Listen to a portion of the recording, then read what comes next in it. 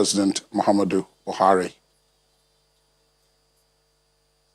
Television Authority NTA, the President, Commander-in-Chief of the Armed Forces. Hello Nigerians, it has become necessary for me to address you, having heard from many concerned Nigerians and having concluded a meeting with all the security chiefs. I must warn those who have hijacked and misdirected the initial, genuine and well-intended protest of some of our youth in parts of the country against the excesses of some members of the now disbanded Subshell Anti-Robbery Squad, SARS. On Monday, 12th October, I acknowledged the genuine concerns and agitations of members of the public regarding the excessive use of force by some members of SARS.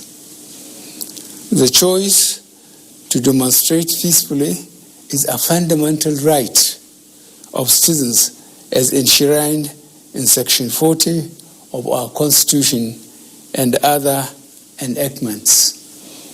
But this right to protest also imposes on the demonstrators the responsibility to respect the rights of other citizens and the necessity to operate within the law. As a democratic government, we listened to and carefully evaluated the 5-point demands of the protesters. And having accepted them, we immediately scrapped SARS and put measures in place to address the other demands of our youth. On approving the termination of SARS, I already made it clear that it was in line with our commitment to the implementation of extensive police reforms. Sadly, the promptness with which we have acted seemed to have been misconstrued as a sign of weakness and twisted by some for their selfish, unpatriotic interests. The result of this is clear to all observers. Human lives have been lost, acts of sexual violence have been reported, 2 major correctional facilities were attacked and convicts freed, public and private properties completely destroyed or vandalized, the sanctity of the palace of a peacemaker, the Oba of Lagos, has been violated. So-called protesters have invaded an international airport and in the process disrupted the travel plans of fellow Nigerians and our visitors. All this executed in the name of the End SARS protests. I am indeed deeply pained that innocent lives have been lost. These tragedies are uncalled for and unnecessary. Certainly, there is no way whatsoever to connect these bad acts to legitimate expression of grievance of the youth of our country. The spreading of deliberate falsehood and misinformation through the social media in particular, that this government is oblivious to the pains and plight of the citizens is a ploy to mislead the unwary within and outside Nigeria into unfair judgment and disruptive behavior. On the contrary, both our deeds and words have shown how committed this administration has been to the well-being and welfare of citizens, even with the steadily dwindling revenues and the added responsibilities and restrictions due to the coronavirus pandemic. Government has put in place measures and initiatives principally targeted at youth, women, and the most vulnerable groups in our society. These included our broad plan to lift 100 million Nigerians out of poverty in the next 10 years. The creation of 75 billion Naira National Youth Investment Fund to provide opportunities for the youth and the micro, small, and medium enterprises survival fund, through which government is A, paying 3 months' salaries of the staff of the 100,000 micro, small, and medium enterprises. B, paying for the registration of 250,000 businesses at the Corporate Affairs Commission. C, giving a grant of 30,000 Naira to 100,000 artisans. And D, guaranteeing market for the products of traders. These are in addition to many other initiatives, such as A, farmer money, B, trader money, C, market money, D, N-Power, E, N-Tech, and F, N-Agro. No Nigerian government in the past has methodically and seriously approached poverty alleviation like we have done.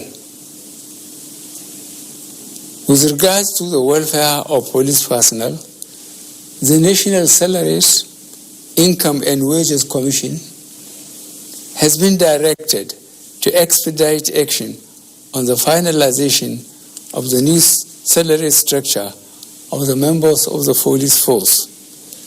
The emoluments of other paramilitary services are also being reviewed upwards.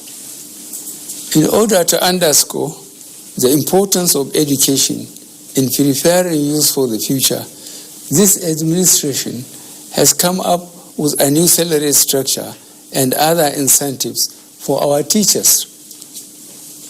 Let me at this point reaffirm the federal government's commitment to preserving the unity of this country. We will continue to improve good governance and our democratic process, including through sustained engagement. We shall continue to ensure that liberty and freedom, as well as the fundamental rights of all students, are protected. But remember that government also has the obligation to protect lives and properties, as well as the right of citizens to go about their daily businesses freely and protected from acts of violence.